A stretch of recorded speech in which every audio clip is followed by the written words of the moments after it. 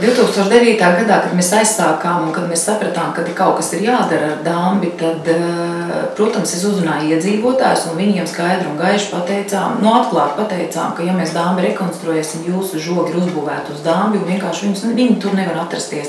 Reakcija bija ārkārtīgi negatīva, kā tā, mēs to zemi nopirkām, tur jau žogs bija, kāpēc mums ir jāvāc, mums visi nāk garām, mums visi metīs papīrus tur iekšā, mums visi skatīsies un tur cilvēki vazāsies un tā tālāk. Mēs esam strādājuši jau tik tālu, kad šobrīd 14. jūnijā es parakstīju līgumu par Dambja par Dambja projektu īstenošanu ar ministriju, un ir tā, ka lielākā daļa jau ir novākuši žogus, jo mēs pieņēmām lēmumu par piespiedu nojaukšanu gadījumā, ja kāds to nedarīs labprātīgi, un cilvēki to ir sapratuši, jo Dambis ir ierakstīts arī zemes grāmatā. Nevar būt tā, ka cilvēki vienkārši ir ieņēmuši kaut kādu zemes teritoriju, kas vispār nav viņu.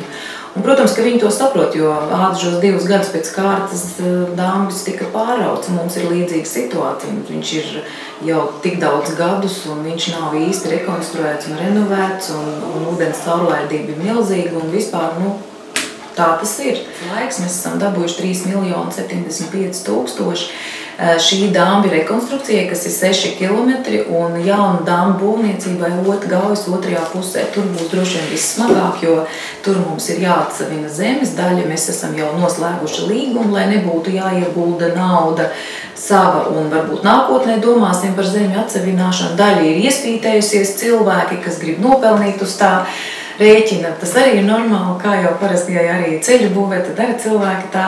Bet process iet, un visas sabiedriskās apspriešanas ir beigušās kopumā. Ja mēs šo projektu īstenosim, tad būs vairāk kā 26 būves, kas tiks uzbūvētas šī projekta ietveros. Slūžas, stacijas, rekonstruētas, jaunas uzbūvētas ūkņu mājas, Dambis, mazāki Dambi, viss kaut kas.